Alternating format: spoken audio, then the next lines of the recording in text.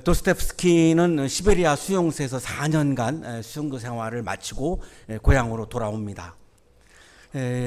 고향에 돌아와서 문학사상 가장 심오한 범죄 소설이라고 불리우는 죄와 벌을 씁니다.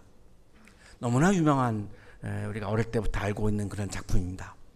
이 소설의 핵심 내용은 다음과 같습니다. 1860년 후반에 상트페테르부르크에서 가난한 법학도 청년 라스콜니코프가 고리 대금업자 노파를 도끼로 살해하고 금품을 훔칩니다. 중요한 것은 왜 라스콜니코프가 노파를 살해했는가 이거죠.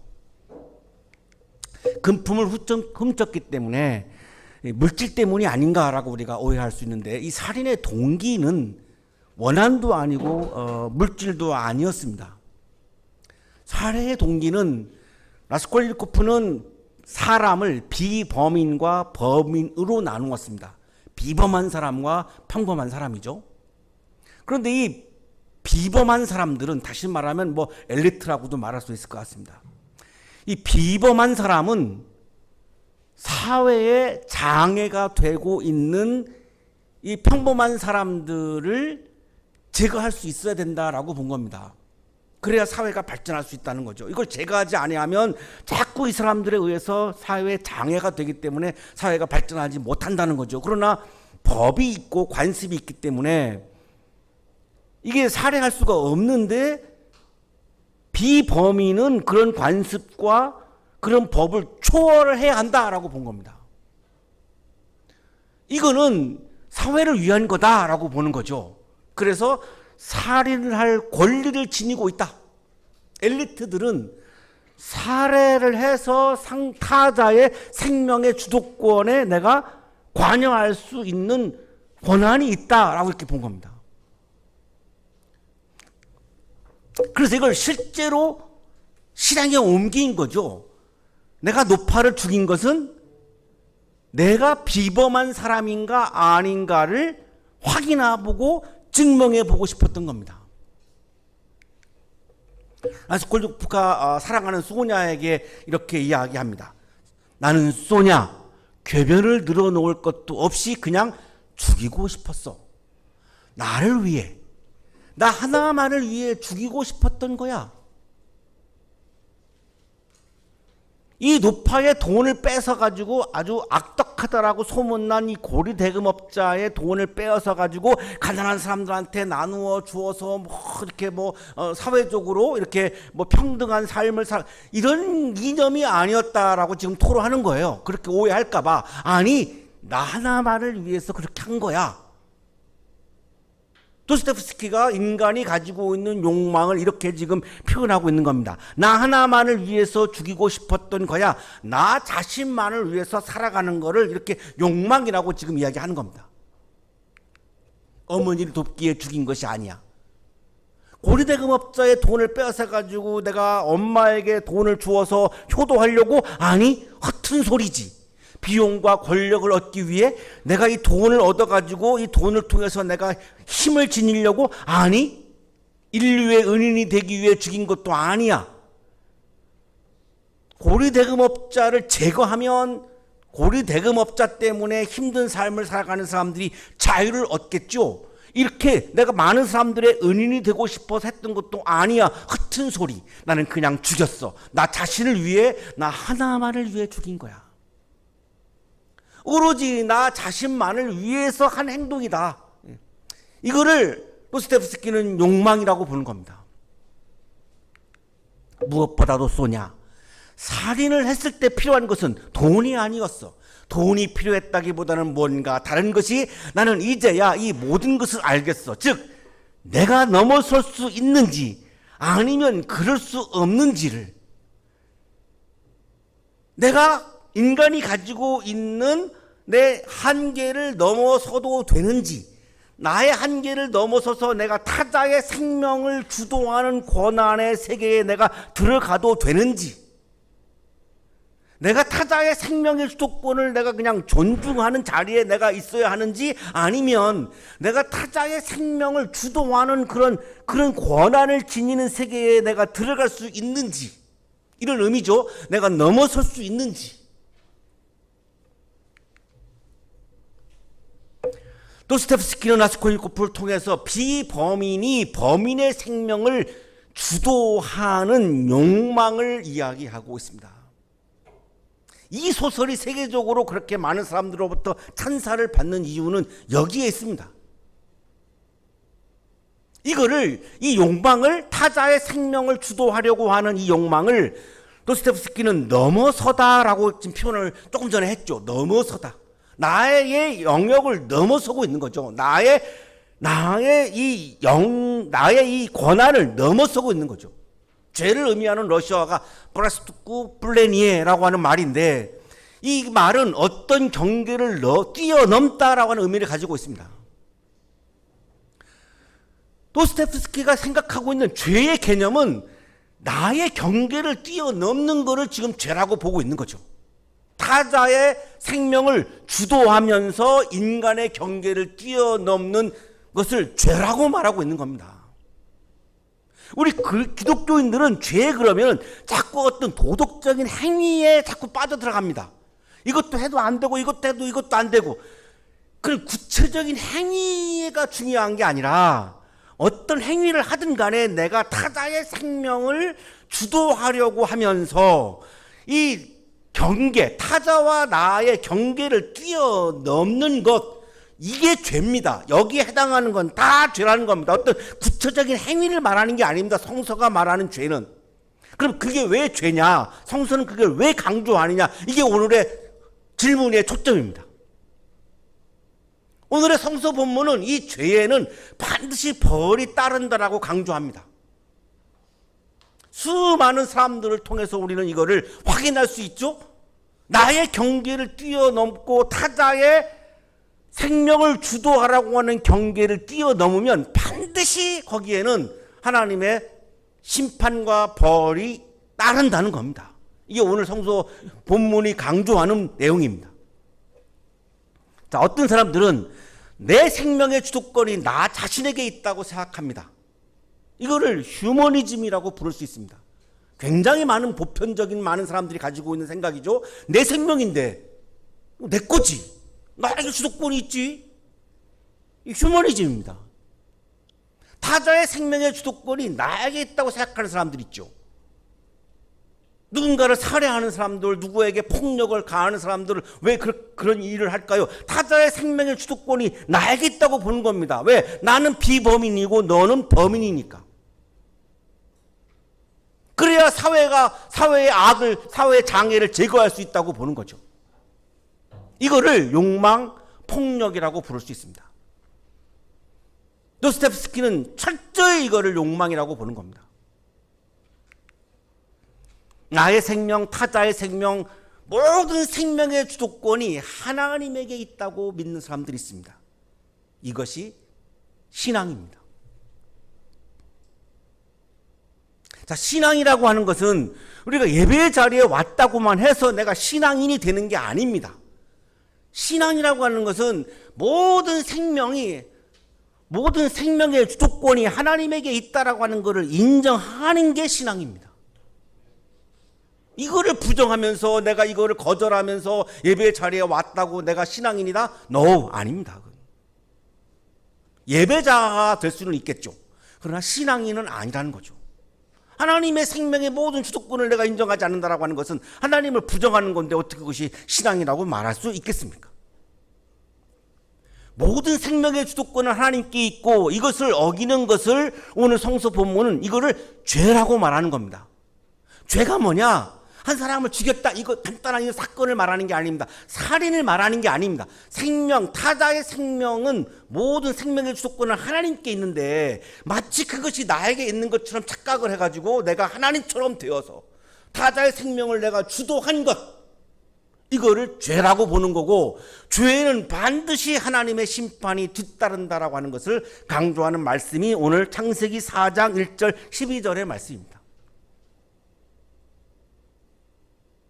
자, 어떤 분들은 이거하고 나하고 무슨 상관이 있습니까? 내가 뭐 누구를 살해하지도 않았는데, 살인하지도 않았는데 가인이 한 거지, 나는 그런 거 안 합니다 라고 생각할 수 있지만, 가인처럼 우리도 타자의 생명의 주도권을 침범할 때가 너무나 많습니다. 기독교인들조차도 많습니다. 저조차도 그럴 때가 많은 겁니다.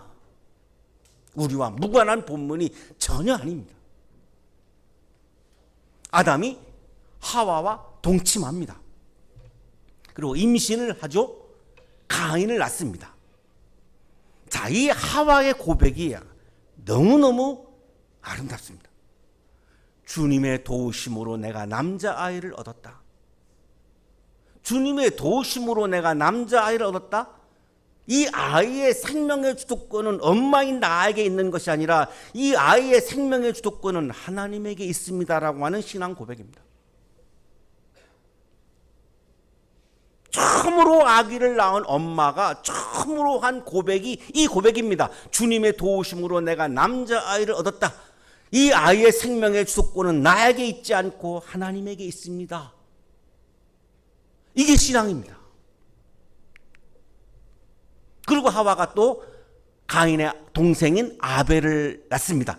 아벨은 목자가 되고 가인은 농부가 됩니다. 그리고 나서 수확을 하겠죠. 가인은 땅에서 거둔 곡식을 하나님께 제물로 드리고 아벨은 처음으로 난 양, 그런 의미입니다. 처음으로 난 양과 그 양에게서 나온 수확, 버터, 치즈 이런 겁니다. 이거를 제물로 드리죠. 그런데 가인이 바친 제물은 하나님이 반기지 않으시고 아벨의 제물은 받으세요. 많은 기독교인들이 질문하죠. 하나님 왜 그러셨냐고. 이건 또 다른 주제이기 때문에 오늘 말씀드리기 어려운데 어쨌든 하나님의 자유입니다. 그거는 우리가 왈가불가 할 수가 없어요. 그거는 받고 안 받고는 하나님의 권한이고 하나님의 자유지 우리가 개입할 수 있는 부분이 아니에요. 자, 어쨌든 그래서 가인은 화가 나요. 받고 안 받고는 하나님의 자유인데 지가 왜 화를 내요? 그거 하나님의 고유 권한입니다. 받고 안 받고 하나님의 자유죠. 하나님 영역에 자꾸 지금 침범하고 있는 겁니다. 가인은 마음이 자꾸 하나님의 영역에 자꾸 들어가요. 왜 받고 안 받고를 자기가 결정하려고 그래요? 그건 하나님이 결정사항인데 고유 권한인데. 하나님이 가인에게 말하죠. 왜 네가 화를 내? 네가 왜 화를 내? 그거 내가 결정할 거야. 내 권한이야. 너는 그냥 드리는 거로 끝나면 되는 거고 받고 안 받고는 내 영역인데 네가 왜 화를 내? 네 얼굴빛이 달라진 걸 보면 내가 올바르지 못한 일을 했어. 하나님이 죄에 대해서 지금 개념을 세우고 계시는 건데 죄가 뭐냐? 올바르지 못한 일을 한 것이 죄다 이렇게 말씀하는 거죠. 그러면서 하나님이 강조하시는 것은 너는 그 죄를 잘 다스려야 한다 이렇게 말씀해요. 죄를 인정합니다. 인간은 죄를 지을 수밖에 없다라고 하는 걸 하나님도 인정하시죠. 자, 그런데 죄를 다스려야 한다는 거예요. 우리 신앙인은 죄가 나를 지배하느냐 내가 죄를 다스리느냐 이 긴장 사이에서 사는 사람입니다. 어떤 때는 죄가 나를 지배할 때가 있고 어떤 때는 내가 죄를 다스릴 때가 있죠. 최선을 다해서 죄의 지배를 받지 않고 죄의 지배를 내가 물리치고 내가 죄를 다스리려고 최선을 다하는 사람이 아름다운 신앙인인 겁니다. 근데 그냥 아무 생각 없이 그냥 내가 죄의 지배를 받고 내가 죄를 범하고 그냥 예배당에 와서 주여 하고 하면 그냥 내가 다 용서받고 끝난다. 이렇게 하는 거는 정말 하나님 앞에서 정말로 이건 진지한 태도가 아닌 거죠. 정말 처절하리만큼 내가 죄를 이기기 위해서 죄를 내가 다스리기 위해서 내가 영적인 노력을 하는 사람이 진정한 그리스도인인 거죠. 가인이 아벨에게 제안합니다. 우리 들로 나가자. 그러고서 들에 나가가지고 가인이 아벨을 쳐 죽입니다. 여기 쳐 죽이다라고 하는 히브리어는 의도적으로 죽이는 걸 의미합니다. 이게 실수로 죽인 게 아닙니다. 완전히 고의로 의도적으로 죽인 거죠. 이거를 성서학자들은 하나님의 생명 주권에 대한 도전이다 이렇게 보는 겁니다. 하나님처럼 되고자 하는 인간의 의도가 여기 내포되어 있다라고 보는 겁니다. 아벨의 생명의 주도권은 하나님에게 있는데 아벨의 생명의 주인은 하나님이신데 이거를 내가 죽였다라고 하는 말은 내가 하나님의 영역을 지금 찬탈한 거죠. 하나님의 자리를 내가 빼앗고 하나님의 자리에 올라가 버린 겁니다. 이걸 도스토옙스키는 경계를 뛰어넘었다라고 얘기한 겁니다. 하나님의 소관과 하나님의 주도권을 가로챘습니다. 아담과 하와도 이거를 가로채고 싶어가지고 선과 악을 알게 하는 나무 열매를 따먹었던 것처럼 가인도 지금 하나님이 되고 싶은 거예요. 하나님이 되어서 내가 타자의 생명을 내가 주도하고 싶은 거예요. 이거를 죄라고 보는 겁니다. 우리에게도 이런 거는 굉장히 많은 유혹으로 다가오는 거죠. 신학자 칼바르트는 죄의 본질은 하나님이 되려고 하는 것이다 이렇게 주장합니다. 하나님의 영광을 가로채는 것이다. 이분의 문장을 유명한 문장에서 인용해 보겠습니다. 인간의 범죄는, 자, 범죄가 뭔지를 보세요. 인간의 범죄는 하나님의 영광의 찬탈이다. 우리가 일상에서 하는 도덕적인 행위들 이게 중요하지 않다라고 하는 거죠. 성서가 말씀하시는 인간의 죄는 하나님의 영광의 찬탈이다. 인간은 하나님의 영광을 찬탈하고 그 스스로 하나님이 되려고 한다. 이러한 혼동 속에서 죄인은 자신을 사이비 하나님으로 만든다. JMS 이만희 이런 사람들만 사이비가 아니라는 겁니다. 일상 속에서도 우리는 때로는 사이비 하나님이 되고 있다라고 하는 거예요. 언제? 내가 타자의 생명의 주도권을 내가 침범하에 들어갈 때. 하나님이 가인에게 묻죠. 너의 아우 아벨이 어디 있느냐? 모릅니다. 제가 아우를 지키는 사람입니까? 와. 구약성서에서 형제라고 하는 의미는 문제가 발생했을 때 도와줘야 하고 돌보아주는 관계가 형제의 관계입니다. 자, 그런데 지금 가인의 마음은 내가 동생을 지켜야 합니까? 아니, 하나님의 자녀라며요. 그러면 하나님이 지킬 의무가 있지 그거를 왜 나한테 떠밉니까? 하나님이 지키셔요. 왜 나보고 지키라 그래요? 아니, 나 먹고 사는 것도 힘들어 죽겠는데 지금 나 하나 간수하기도 힘들어 죽겠는데 내가 무슨 여유로 내가 동생을 지킨단 말이에요. 하나님이 지키셔야죠. 왜 나한테 그런 말씀을 하십니까? 이렇게 지금 반박합니다. 죽여놓고. 우리도 그런 마음을 먹을 때가 있는 거죠. 어려운 사람들, 힘든 사람들, 그게 왜 내가 지켜야 됩니까? 나하고 무슨 상관이 있습니까? 하나님 말씀합니다. 내가 무슨 일을 저질렀느냐?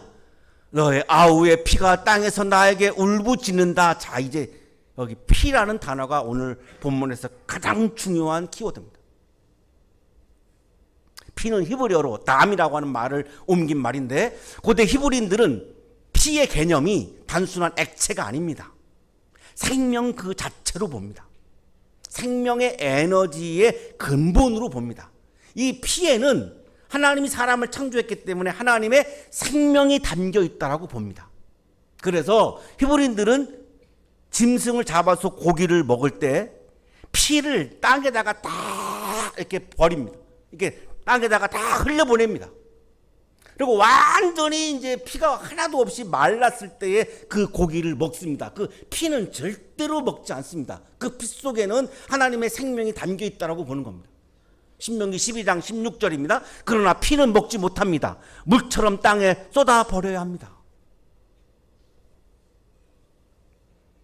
그래서 어떤 분이 유머로 그런 얘기를 하죠. 기독교인들이 저지르는 죄 중에 제일 큰 죄가 하나가 있는데 선지 해장국 먹는 거다. 이렇게.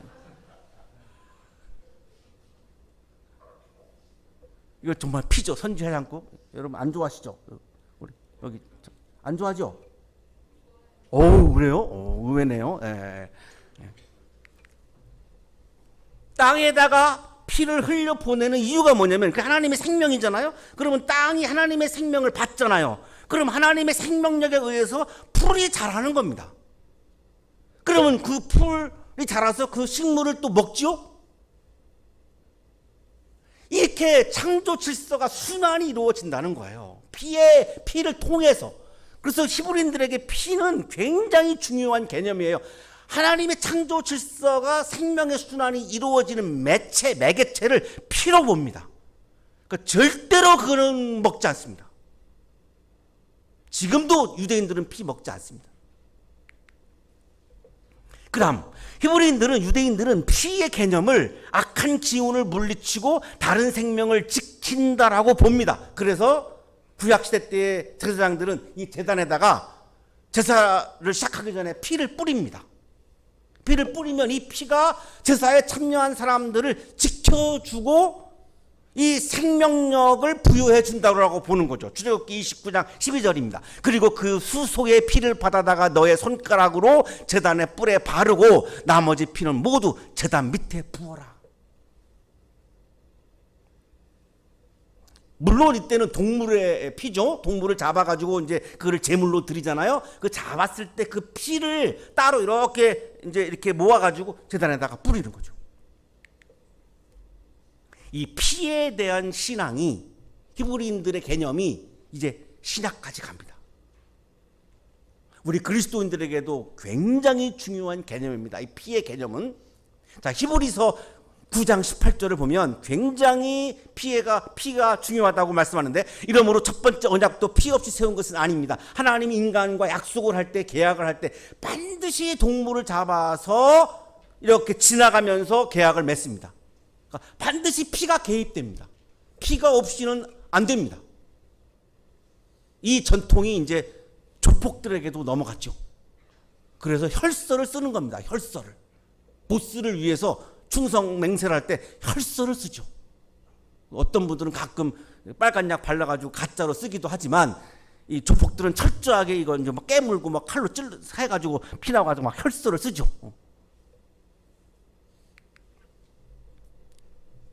자, 이게 정말 우리 기독교 복음의 이제 클라이막스로 갑니다. 예수님의 피입니다. 예수님의 보혈의 피가 우리를 죄에서 지켜주시고 우리를 거룩하게 해주신다라고 하는 믿음으로 이어집니다. 히브리서 10장 22절입니다. 우리는 마음에다 예수의 피를 뿌려서. 구약시대 때에는 제단에다가 동물의 피를 뿌렸는데, 자, 우리는 동물을 잡아서 제물을 드리지 않죠. 무리들의 마음에다가 예수님의 피를 뿌려서 죄책감에서 벗어나고 맑은 물로 몸을 깨끗이 씻었습니다. 이제는 예수님의 피가 우리의 죄를 씻어주고 우리를 거룩하게 한다는 겁니다. 이 보혈의 능력이 지금까지 존재하고 이어진다는 겁니다.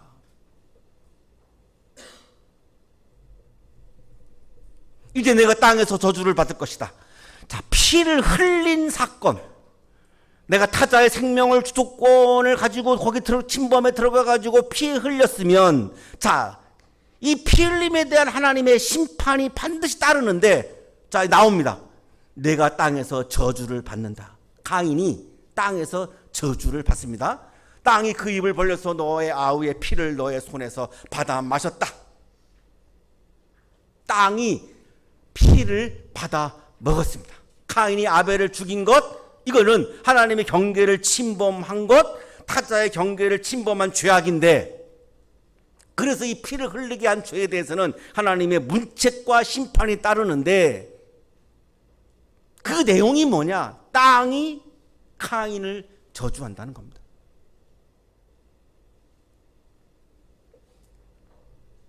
레위기 24장 17절에 남을 죽인 사람은 반드시 사형에 처해야 한다. 피를 흘린 사건을 범한 사람은 반드시 심판을 받는다는 거죠. 월터 브루그만이라고 하는 세계적인 성서학자도 죄는 하나님의 처벌을 피하지 못한다라고 얘기하는데, 하나님의 처벌로 가인은 땅에서 저주를 받습니다. 그래서 내가 밭을 갈아도 땅이 이제는 너에게 효력을 더 나타내지 않을 것이다. 농사를 짓지 못한다는 겁니다. 가인의 직업이 농부인데 씨를 뿌리고 아무리 농사를 져도 거기서 수확이 생기지 않는다는 겁니다. 하나님의 심판이, 하나님의 문책이 연쇄적인 심판으로 이어져 갑니다. 카인에게서 끝난 게 아닙니다. 지금 우리에게까지 계속 이어진다는 겁니다. 이걸 우리가 신학에서 원죄 이렇게 말씀하는데요. 카인의 이 마음은 우리에게도 있기 때문에 오늘날 우리에게도 이 심판이 이어진다는 거죠. 그래서 땅이 우리를 저주하기 때문에 아벨의 피를 먹은 땅, 물 이런 것들이 이 자연이 우리를 저주한다는 겁니다. 현재 우리가 다 경험하고 있는 이 기후 문제, 환경 문제 여기까지 지금 진행이 된 겁니다. 이 땅의 저주를 우리가 지금 받고 있는 거죠. 우리가 자연을 착취하고 자연을 오염하고 이래서 자연이 우리에게 이제는 건강을 주는 것이 아니라 생명을 주는 것이 아니라 거룩한 피를 주는 것이 아니라 우리의 생명을 죽이기 시작한 거죠. 카인에게서 그냥 끝나지 않았다는 거예요. 땅이 이미 우리를 저주했기 때문에 아직까지도 이어지고 있다는 거예요. 이렇게 된 원인이 뭡니까? 창세기 4장은 한마디로 하나님의 경계에 침범에 들어가는 타자의 생명의 주도권에 침범에 들어가는 욕망이다라고 말씀하고 있는 겁니다. 사랑하는 한양가족 여러분, 피 흘림의 역사 속에 감염되어서 절망에 빠진 우리에게 하나님께서는 피의 새로운 역사 하나를 주십니다. 자연으로부터 생명을 부여받지 못하고 자연으로부터 저주를 받고 있는 우리들, 거기서 헤어나올 수 없는 우리들에게 새로운 차원의 피의 역사를 우리들에게 허락하십니다. 이거는 욕심 때문에 피를 흘리는 역사가 아닙니다. 카인처럼 우리가 내 욕심 때문에 내 욕망 때문에 타자의 피를 흘리는 삶을 살아왔는데 그게 아니고 이제는 내 피를 타자에게 나누어 주는 피의 나눔의 역사라고 하는 다른 차원을 우리에게 허락해 주십니다. 그거를 실제로 보여주신 분이 바로 예수 그리스도입니다. 예수님은 타자의 생명의 타자의 피를 흘리는 역사를 쓰시지 않았습니다. 예수님의 생애는 내 이익을 위해서 나의 욕망을 위해서 타자의 생명을 주도하고 그 피를 흘리는 삶을 살았던 분이 아니라 자기의 피를 나누어 주는 피의 나눔의 삶을 살아가신 분입니다. 이게 십자가 사건입니다.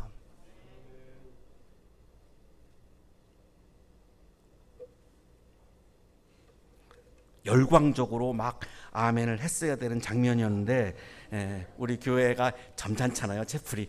여러분 마음속에서는 동의하셨죠?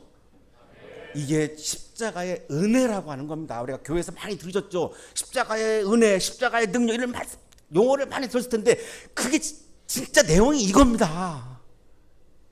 땅이 우리를 저주하는데 우리가 어떻게 행복하게 살아요? 땅에 발을 디디고 살아야 하는데 이거를 해결해 주신 게 예수님의 십자가 사건입니다.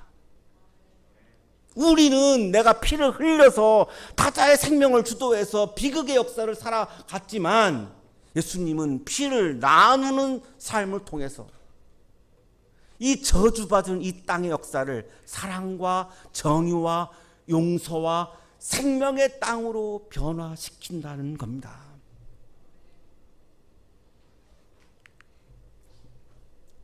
그래서 예수님이 이렇게 말씀하는 거죠. 내 살을 먹고 내 피를 마시는 사람은 영원한 생명을 가지고 있고 마지막 날에 내가 그를 살릴 것이다. 성찬식할 때 이 말씀을 읽는데 이게 무슨 말인지 이해가 안 가셨죠. 왜 피를 먹으라 그러지? 예수님의 피를 먹어야 이 저주로부터 내가 해방하기 때문입니다.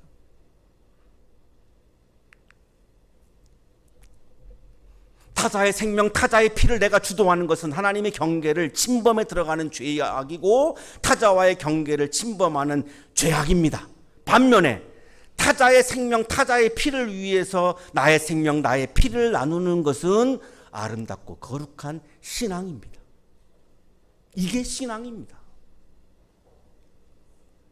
자, 질문이 남죠? 어떻게 피를 흘리라고요? 나보고 순교하라는 겁니까? 혈서를 쓰라는 겁니까? 아니, 나보고 피를 나누라고 하는데 피를 어떻게 나눕니까? 교수님들이 여러분에게 식사를 대접하죠? 그게 피의 나눔입니다. 나의 생명을 나누는 행위입니다. 그게 너무 거창하게 생각하지 마세요. 우리 강주석 교수님만 아멘 하시는 거 보니까 다른 교수님들은 지금 굉장히 힘들게 식사를 나누시는 것 같은데, 우리 성가대원들이 성가대 하잖아요. 이거 사례비 없거든요. 내 생명을 나누는 겁니다. 내 에너지를 나누는 겁니다. 이게 피의 나눔의 삶이에요. 거창한 게 아니라니까요. 들어올 때 헌금하신 분들, 이게 뭐죠? 내 생명을 나누는 행위예요. 얼마든지 우리가 일상에서 실천할 수 있는 거죠. 예수님은 십자가에 죽으시면서 피를 나누셨는데 우리는 살아있으면서 피를 나눌 수 있는 거죠. 그게 그렇게 사는 게 신앙인이다라고 하는 말씀이에요. 오늘 말씀은 타자의 피를 흘리게 하는 사람이 아니라 타자를 위해서 나의 피를 나누는, 나의 생명을 나누는, 나의 에너지를 나누는, 나의 사랑을 나누는 아름답고 멋진 지성과 영성이 충만한 여러분이 되시기를 간절히 축원합니다. 거룩하신 주님, 우리가 욕망의 눈이 어두워 피를 흘리는 삶을 살았을 때가 많습니다. 오늘 주님을 통하여 피를 흘리는 삶이 아니라 피를 나누는 삶을 깨닫게 하시니 감사합니다. 일상 속에서 작은 실천을 통해 피를 흘리는 삶이 아니라 피를 나누는 삶을 통해 하나님의 나라를 이루어가는 아름답고 멋진 신앙인으로 살아가게 하여 주옵소서.